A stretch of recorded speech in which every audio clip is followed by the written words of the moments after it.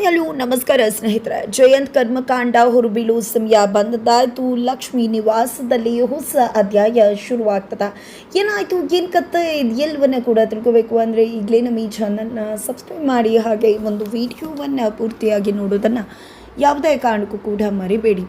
ಇಲ್ಲಿ ವೆಂಕಿ ಅವರಿಗೆ ಜಯಂತನ ಬಾಲ್ಯ ಸ್ನೇಹಿತ ಅನ್ನೋ ವಿಷಯ ಗೊತ್ತಾಗಿದೆ. ಯಾಕಂದರೆ ಇಲ್ಲಿ ವೆಂಕಿ ಅಮ್ಮನ ಫೋಟೋವನ್ನು ಅರ್ದು ಪಿಸ್ ಮಾಡಿಬಿಡ್ತಾಳೆ ಜಾನು. ಇದರಿಂದ ತುಂಬ ಅಂದರೆ ತುಂಬ ಬೇಜಾರ ಆಗುತ್ತೆ ವೆಂಕಿಗೆ. ತನ್ನ ತಾಯಿ ಫೋಟೋವನ್ನು ಯಾಕೆ ಜಾನು ಆ ರೀತಿ ಮಾಡಿಬಿಟ್ಲು ಅಂತ ಅದೇ ಒಂದು ಬೇಜಾರಲ್ಲಿ ಇದ್ದು ಹೆಂಡತಿ ಮೇಲೆಲ್ಲ ರೇಗ್ತಿರ್ತಾರೆ. ಇದನ್ನು ಜಾನುಗೆ ನೋಡಿ ಸಹಿಸ್ಕೊಳ್ಳೋಕ್ಕಾಗೋದಿಲ್ಲ. ಯಾಕಂದರೆ ತಪ್ಪು ಮಾಡಿರೋದು ನಾನು, ನನ್ನ ಮೇಲಿರೋ ಕೋಪವನ್ನು ಅಣ್ಣ ಈ ರೀತಿ ಅದಕ್ಕೆ ಮೇಲೆ ತೋರಿಸ್ಕೊಂಡು ಹೋದರೆ ಹೇಗೆ, ಬೇಡ ಸತ್ಯವನ್ನು ಹೇಳೋದೇ ಒಳ್ಳೆಯದು ಅಂತ ಹೇಳಿ ಆಕೆಗೆ ಅನಿಸುತ್ತೆ. ಅದೇ ಕಾರಣಕ್ಕೆ ವಿಕ್ಕಿ ಮುಂದೆ ಹೋಗಿದೆ. ನೋಡು, ಯಾಕೆ ಇಷ್ಟು ಕೋಪ ಮಾಡ್ಕೋತಿದ್ಯಾ? ನಿಮ್ಮ ಅಮ್ಮನ ಫೋಟೋವನ್ನು ಹರಿದಾಕಿದ್ದಕ್ಕೆ ನಿನ್ನ ಕೋಪ ಇದೆ ಅಂತ ನನಗೆ ಗೊತ್ತು. ಬಟ್ ನಾನು ಏನೇ ಮಾಡಿದರೂ ಕೂಡ ನಿನ್ನ ಒಳ್ಳೆಯದಕ್ಕೆ ಅನ್ನೋದನ್ನು ನೀನು ಅರ್ಥ ಮಾಡ್ಕೋಬೇಕಾಗತ್ತೆ. ನೀನು ನನ್ನ ಅಪ್ಪ ಅಮ್ಮನ ಹೆತ್ತ ಮಗ, ನನ್ನ ಅಪ್ಪ ಅಮ್ಮನಿಗೆ ಹೆತ್ತ ಮಗ ಆಗದೆ ಇದ್ರೂ ಕೂಡ ಅವ್ರನ್ನ ಎಷ್ಟು ಚೆನ್ನಾಗಿ ನೋಡ್ಕೊಂಡಿದ್ಯಾ. ಇವತ್ತು ನೀನು ಇರೋದ್ರಿಂದಾನೇ ಅವ್ರು ಇರೋದು, ಇಲ್ಲಾಂದರೆ ಖಂಡಿತ ಅವ್ರಿಗೆ ಏನಾಗಿರ್ತಿತ್ತೋ. ನಿನಗೆ ನಾನು ದ್ರೋಹ ಬಗೆತೀನ? ನೀನು ನನ್ನ ನಿಜವಾಗ್ಲೂ ಕೂಡ ಯಾಕೆ ಈ ರೀತಿ ನಡ್ಕೋತಿದ್ಯಾ ಅಂತ ಗೊತ್ತಾಗ್ತಿಲ್ಲ. ನಂಗೆ ಅರ್ಥ ಆಗತ್ತೆ ಒಂದು ಕ್ಷಣ ನಿನ್ನ ಅಮ್ಮನ ಫೋಟೋ ಅರ್ಧ ಹಾಕಿದ್ದಕ್ಕೆ ಅಂತ. ಬಟ್ ಆದರೂ ಕೂಡ ನನ್ನ ಮೇಲೆ ನಂಬಿಕೆ ಇಡಬೇಕಲ್ವ ನೀನು. ನನಗೇನೋ ಹೇಳ್ತಿದ್ದೇನೆ ಅಂದರೆ ಅದಕ್ಕೆ ಕಾರಣ ಏನೂ ಇರತ್ತೆ ಅಂತಲ್ವಾ ಅಂತ ಹೇಳಿ ಜಾನು ಕನ್ವಿನ್ಸ್ ಮಾಡೋದಕ್ಕೆ ನೋಡ್ತಾರೆ. ಬಟ್ ಜಾನು ಕನ್ವಿನ್ಸ್ ಮಾತುಗಳು ಅವರಿಗೆ ಕನ್ವಿನ್ಸ್ ತರಿಸೋದಿಲ್ಲ. ಹಾಗಾಗಿ ಫೈನಲಿ ಸತ್ಯ ಹೇಳಿದೆ ಬೇರೆ ದಾರಿ ಸಿಗೋದಿಲ್ಲ ಇಲ್ಲಿ ಜಾನುಗೆ. ಹಾಗಾಗಿ ಇಲ್ಲಿ ಸತ್ಯವನ್ನು ಹೇಳಿಬಿಡ್ತಾಳೆ. ನೀನು ಹುಡುಕ್ತಿರ್ತಕ್ಕಂತಹ ನಿನ್ನ ಬಾಲ್ಯ ಸ್ನೇಹಿತ ಬೇರೆ ಯಾರೂ ಅಲ್ಲ, ಅದು ನನ್ನ ಗಂಡಾನೆ ಅಂತ ಹೇಳ್ತಾರೆ. ಈ ಒಂದು ಮಾತನ್ನು ಕೇಳಿ ನಿಜಕ್ಕೂ ಬೆಂಕಿಗೆ ಖುಷಿ ಆಗುತ್ತೆ, ಶಾಕ್ ಆಗುತ್ತೆ. ಮೊದಲು ಜಯಂತನ ಹೋಗಿ ಅಪ್ಕೋಬೇಕು, ಮಾತಾಡಬೇಕು ಅನ್ಕೋತಾರೆ. ಬಟ್ ಜಾನು ಅದನ್ನು ತಡಿತಾಳೆ. ಬೇಡ ಬೇಡ, ನೀನೇನು ಮಾಡಬೇಡ, ಜಯಂತ್ ಅವರು ಅನ್ಕೊಂಡಾಗಲ್ಲ, ದಯವಿಟ್ಟು ಸುಮ್ಮನೆ ಬಿಟ್ಬಿಡು. ನೀನು ಅಮ್ಮನ ಬಗ್ಗೆ ಕೂಡ ಯೋಚನೆ ಮಾಡಬೇಡ, ಅವ್ರ ಹತ್ರ ಅಂತೂ ನೀನು ಅಮ್ಮನ ಬಗ್ಗೆ ಏನೂ ಹೇಳಬೇಡ ಅಂತ ಹೇಳ್ತಾರೆ. ಇಲ್ಲ, ಅವರು ಹುಡ್ಕೊಡ್ತೀನಿ ಅಂತ ಹೇಳಿದ್ದಾರೆ, ನಾನು ಹೇಳ್ತೀನಿ ಅಂತ ಹೇಳ್ತಾರೆ ವೆಂಕಿ ಅವರು. ಇಲ್ಲ, ನೀನು ಅನ್ಕೊಂಡಿರೋದು ಅವ್ರು ಹುಡುಕ್ತೀನಿ ಅಂತಾರೆ, ಏನೂ ಹುಡ್ಕೋದಿಲ್ಲ, ಹೇಳೋದನ್ನ ಅರ್ಥ ಮಾಡ್ಕೊ. ನಿನಗೆ ಅವರೇ ನಿನ್ನ ಬಾಲ್ಯ ಸ್ನೇಹಿತ ಅನ್ನೋ ವಿಷಯ ಗೊತ್ತಾಗಿದೆ ಅಂತ ತಿಳಿಸ್ಬೇಡ, ಜೊತೆಗೆ ಫೋಟೋ ತೋರಿಸ್ಬೇಡ. ಫೋಟೋ ಏನಾದ್ರು ನೋಡಿದ್ರೆ ನನಗೆ ಗೊತ್ತಾಗಿದೆ ಅಂದ್ಕೊಂಡು ಒಂದು ಹೋಗಿ ಮತ್ತೊಂದಾಗತ್ತೆ. ನನಗೆ ನಿನ್ನಮ್ಮ ಎಲ್ಲಿದ್ದಾರೆ ಅಂತ ಗೊತ್ತಿದೆ, ದಯವಿಟ್ಟು ನೀನು ಹುಡ್ಕೋ ಪ್ರಯತ್ನವನ್ನು ನಿಲ್ಲಿಸ್ಬಿಡು. ಅಮ್ಮ ಮಗನನ್ನು ಒಂದು ಮಾಡೋದು ನನ್ನ ಜವಾಬ್ದಾರಿ. ನಿನ್ನ ತಂಗಿ ಮೇಲೆ ನಂಬಿಕೆ ಇಡು, ಖಂಡಿತವಾಗ್ಲೂ ನಿನ್ನ ತಾಯಿಯನ್ನು ಕರ್ಕೊಂಡು ಬಂದು ನಿನ್ನ ಜೊತೆಗೆ ಸೇರಿಸ್ತೀನಿ ಅಂತ ಹೇಳಿ ಜಾನು ಹೇಳ್ತಾರೆ. ಇದರಿಂದಾಗಿ ವೆಂಕಿ ಕೂಡ ಜಾನು ಮಾತನ್ನು ಕೇಳಬೇಕಾಗತ್ತೆ. ಜಯಂತನ್ನು ನೋಡಿದ್ದೆ ಅಪ್ಕೋತಾರೆ, ಕಣ್ಣೀರು ಹಾಕ್ತಾರೆ. ಬಟ್ ನೀನು ನನ್ನ ಬಾಲ ಸ್ನೇಹಿತ ಅನ್ನೋ ವಿಷಯ ನನಗೆ ಗೊತ್ತಾಗಿದೆ ಅಂತ ಹೇಳುವುದಿಲ್ಲ. ಇದರ ನಡುವೆ ಜಯಂತ್ಗೂ ಕೂಡ ಜಾನು ನಡವಳಿಕೆ ಮೇಲೆ ಸ್ವಲ್ಪ ಅನುಮಾನ ಬಂದಿದೆ. ಯಾಕೆ ಜಾನು ಅವರು ಇಷ್ಟು ಡಿಸ್ಟರ್ಬ್ ಆಗಿದ್ದಾರೆ ಅಂತ. ಅದೇ ಕಾರಣಕ್ಕೆ ಹೇಗೂ ನಾಳೆ ಹೋಗ್ತಾ ಇದ್ದೀವಲ್ವ, ನೀವು ಹೇಗೋ ಅಪ್ಪ ಅಮ್ಮನ ನೋಡಬೇಕು ಅಂತಿರ್ತೀರ. ಈಗ ಮತ್ತೆ ಅವರ ಒಂದು ಓಪನಿಂಗ್ ಇದೆ, ಅಣ್ಣನ ಶಾಪ್ ಓಪನಿಂಗ್ಗೆ ಹೋಗ್ಲಿಕ್ಕೆ ಆಗಲಿಲ್ಲ. ಅಟ್ಲೀಸ್ಟ್ ಮಾವನ ಒಂದು ಗ್ಯಾರೇಜ್ ಓಪನಿಂಗ್ ಆದರೂ ಹೋಗಿ ಅಲ್ಲಿ ಒಂದಷ್ಟು ಸಮಯ ಕಳೆದ್ರೆ ಖಂಡಿತ ನಿಮಗೂ ಕೂಡ ಮೈಂಡ್ ರಿಲ್ಯಾಕ್ಸ್ ಆಗುತ್ತೆ ಅಂತ ಹೇಳ್ತಾರೆ ಜಯಂತ. ಬಟ್ ಜಾನು ಮಾತ್ರ ಅದು ಯಾವುದನ್ನು ಕೂಡ ಮಾಡೋದಕ್ಕೆ ಇಷ್ಟ ಇಲ್ಲ, ನಾನು ಹೋಗೋದಿಲ್ಲ, ನೀವು ಹೋಗಿ ಬನ್ನಿ ಅಂದಾಗ ಏನು ಮಾತಾಡ್ತಿದ್ರ? ನೀವು ಹೋಗೋ ಸಮಯವನ್ನೇ ಕಾಯ್ತಾ ಇರ್ತೀರಾ. ಅಂಥದ್ರಲ್ಲಿ ಇವತ್ತು ಹೋಗಲಿಕ್ಕೆ ಅವಕಾಶ ಇದ್ದರೂ ಕೂಡ ಯಾಕೆ ಬೇಡ ಅಂತಿದ್ದೀರಾ?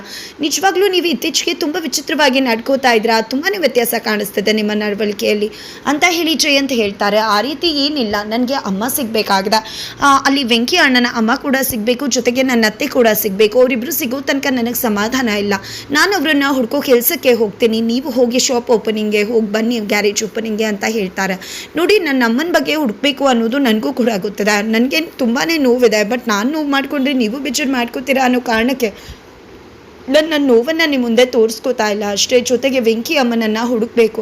ಒಂದು ತಾಯಿಯನ್ನು ಕಳ್ಕೊಂಡಾಗ ಎಷ್ಟು ನೋವಾಗುತ್ತೆ ಅನ್ನೋದು ನನಗಿಂತ ಬೇರೆ ಯಾರಿಗೂ ಕೂಡ ಗೊತ್ತಿಲ್ಲ. ಖಂಡಿತ ನಾನು ಅವರಮ್ಮನ ಹುಡುಕೋ ಪ್ರಯತ್ನವನ್ನು ಮಾಡ್ತೀನಿ, ನೀವು 1-2 ದಿನ ಇದ್ದು ಬನ್ನಿ, ಖಂಡಿತ ನಿಮ್ಮ ಮೈಂಡ್ ರಿಲ್ಯಾಕ್ಸ್ ಆಗುತ್ತೆ ಅಂತ ಹೇಳ್ತಾರೆ. ಈ ಕಡೆ ಜಯಂತ ಮಾತನ್ನು ಕೇಳಿದರೆ ಸಾಕು, ನಿಜವಾಗ್ಲೂ ಕೂಡ ಜಾನಿಗೆ ಸಿಟ್ಟು ಬಂದುಬಿಡುತ್ತೆ. ಯಾಕಂದರೆ ಬರೀ ನಾಟಕ, ಯಾವ ಮಾತುಗಳು ನಿಜ ಅಲ್ಲ, ಯಾವ ಮಾತುಗಳು ಮನಸ್ಸಿಂದ ಬರೋದಿಲ್ಲ, ಜಸ್ಟ್ ನಾಲ್ಗೆಯಿಂದ ಬರ್ತವೆ, ತಲೆಯಿಂದ ಬರ್ತವೆ, ಎಲ್ಲವೂ ಕೂಡ ಸ್ಟ್ರಾಟಜಿ ಆಗಿರುತ್ತೆ. ಯಾವುದ್ರಲ್ಲೂ ಒಂದು ಸತ್ಯ, ಒಂದು ನಿಷ್ಕಲ್ಮಶ ಅಂತಕ್ಕಂಥದ್ದು ಇಲ್ಲವೇ ಇಲ್ಲ. ಹಾಗಾಗಿ ಜಯಂತ ನೋಡಿದ್ರೆ ಒಂದು ರೀತಿ ಅಸಹ್ಯ ಆಗ್ತದೆ ಜಾನಿಗೆ, ಬಟ್ ಅದನ್ನು ತೋರಿಸ್ಕೋತಿಲ್ಲ ಅಷ್ಟೇ. ಇದರ ನಡುವೆ ಅಲ್ಲಿ ಶ್ರೀನಿವಾಸ್ ಮತ್ತು ಲಕ್ಷ್ಮಿ ಅವರು ಅವರೇ ಒಂದು ಗ್ಯಾರೇಜ್ ಓಪನಿಂಗ್ಗೆ ಎಲ್ಲರನ್ನ ಕೂಡ ಇನ್ವೈಟ್ ಮಾಡ್ತಿದ್ದಾರೆ. ಮಗಳು ಸೊಸೆಯನ್ನು ಇನ್ವೈಟ್ ಮಾಡಿದ್ದಾಯಿತು, ಮಗನ ಇನ್ವೈಟ್ ಮಾಡಿದ್ದಾಯಿತು, ಜೊತೆಗೆ ಅದ ಕಡೆ ತನ್ನ ಅಣ್ಣನಿಗೂ ಕೂಡ ಕಾಲ್ ಮಾಡಿ ಇನ್ವೈಟ್ ಮಾಡ್ತಾರೆ ಲಕ್ಷ್ಮಿ ಅವರು. ಇದು ಎಲ್ಲದರ ನಡುವೆ ಇತ್ತ ಕಡೆ ಸಂತು ಮತ್ತೆ ಎಡವಟ್ಟನ್ನು ಮಾಡ್ಕೊಂಡಿದ್ದಾರೆ. ಯಾವಾಗಲೂ ದುರಾಸೆ ಬುದ್ಧಿ ಇರ್ತಕ್ಕಂಥ ಸಂತು ಅಡ್ಡದಾರಿಯಲ್ಲಿ ಹೋಗಿ ಜಾಸ್ತಿ ದುಡ್ಡು ಮಾಡೋದು ಹೇಗೆ ಅನ್ನೋದೇ ಹುಡುಕ್ತಾರೆ. ಅದೇ ರೀತಿಯಲ್ಲಿ ಈ ಬಾರಿ ಕೂಡ ಆಗಿದೆ. ಇವರ ಒಂದು ವೀಕ್ನೆಸ್ಸನ್ನು ಅರ್ಥಂತಹ ವ್ಯಕ್ತಿಗಳು ಇವರ ಬದುಕಲ್ಲಿ ತುಂಬ ಚೆನ್ನಾಗಿ ಆಟ ಆಡಿ ತಮ್ಮ ಬೇಳೆಯನ್ನು ಚೆನ್ನಾಗಿ ಬೇಯಿಸ್ಕೊಂಡು ಸರಿಯಾಗಿ ಟೋಪಿ ಹಾಕಿ ಸರಿಯಾಗಿ ದುಡ್ಡನ್ನು ಎತ್ಕೊಂಡು ಹೋಗ್ತಿದ್ದಾರೆ.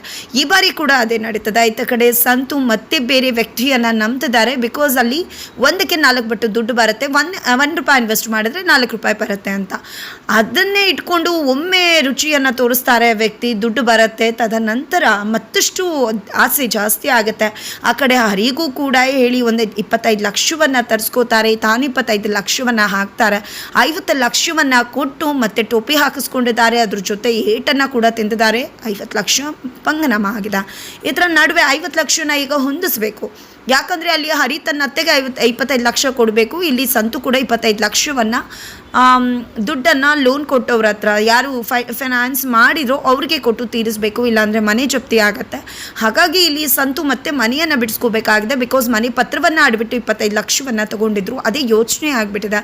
ಈ ಕಡೆ ಹರಿ ಕೂಡ ಅಣ್ಣಂಗೆ ದುಂಬಾಲ್ ಬೀಳ್ತಿದ್ದಾರೆ, ಏನಾರ ಮಾಡು ಹೊನ್ಸು, ಇಲ್ಲಾಂದರೆ ಮುಗಿ ತೂಕತ್ತೆ. ಈಗ ಸಿಂಚನ ಹತ್ರ ದುಡ್ಡು ಇಸ್ಕೊಂಡಿದ್ರೆ ದೊಡ್ಡ ವಿಷಯನೇ ಮಾಡಿಬಿಡ್ತಿದ್ಲು. ಅತ್ತೆ ಹತ್ರ ಇಸ್ಕೊಂಡಿರೋದ್ರಿಂದ ಈಗ ಸೇಫ್ ಆಗಿದ್ದೀವಿ ಅಷ್ಟೇ, ಮೊದಲು 25 ಲಕ್ಷನ ಹೊಂದಿಸ್ಕೊಟ್ಬಿಡುವಣ ಅಂತ ಹೇಳ್ತಾರೆ. ನಾನು ಏನೋ ಮಾಡ್ತೀನಿ, ನೀನೇನು ಯೋಚನೆ ಮಾಡಬೇಡ ಅಂತ ಹೇಳ್ತಾರೆ. ಅವರು ಕಾಣೋದು ಒಂದೇ ಆದಿ ಜಯಂತ್. ಯಾಕಂದರೆ ಜಯಂತ್ ಬಂಡವಾಳ ಇವ್ರ ಕೈಯಲ್ಲಿದೆ. ಅದೇ ವಿಡಿಯೋ ಇಟ್ಕೊಂಡು ಒಂದು 50 ಲಕ್ಷ ಹೊಂದಿಸ್ಕೊಂಡ್ಬಿಡೋಣ ಅಂತ ಹೇಳಿ ಪ್ಲಾನ್ ಮಾಡ್ಕೋತಾರೆ.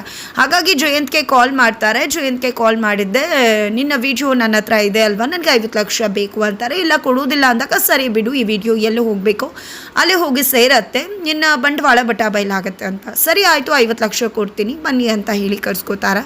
ಇತ್ತ ಕಡೆ ಜಯಂತ್ ಮತ್ತು ಜಾನು ಇಬ್ಬರು ಕೂಡ ಒಂದು ಗ್ಯಾರೇಜ್ ಓಪನಿಂಗ್ಗೆ ಹೋಗ್ತಿರ್ತಾರೆ. ಓಪನಿಂಗ್ಗೆ ಹೋಗ್ತಕ್ಕಂಥ ಒಂದು ಸಮಯದಲ್ಲೇ ಇಲ್ಲಿ ಸಂತೂನ ಭೇಟಿ ಮಾಡಲಿಕ್ಕೆ ಅಂತ ಜಯಂತ್ ಹೋಗ್ತಾರೆ. ಆ ಕಡೆ ಜಾನುನ ಬಿಟ್ಟು ಬಂದಿದ್ದಾರೆ.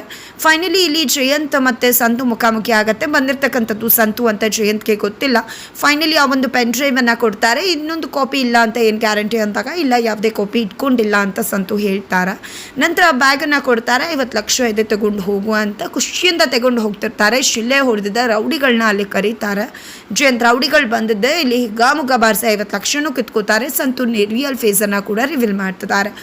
ಫೈನಲಿ ಇಲ್ಲಿ ಸಂತುಗೆ ಹಿಗ್ಗಾಮುಗ್ಗ ಬಾರಿಸಿರ್ತಕ್ಕಂಥ ರೌಡಿಗಳಿಗೆ ನಿಜಕ್ಕೂ ಕೂಡ ಸಖತ್ತಾಗಿ ಟಕ್ಕರ್ ಕೊಡೋದಕ್ಕೆ, ಅಣ್ಣನನ್ನು ಕಾಪಾಡೋದಕ್ಕೆ ಅಲ್ಲಿಗೆ ಆಪದ್ ಬಾಂಧವಳಾಗಿ ಎಂಟ್ರಿ ಕೊಡ್ತಾಳೆ ಜಾನು.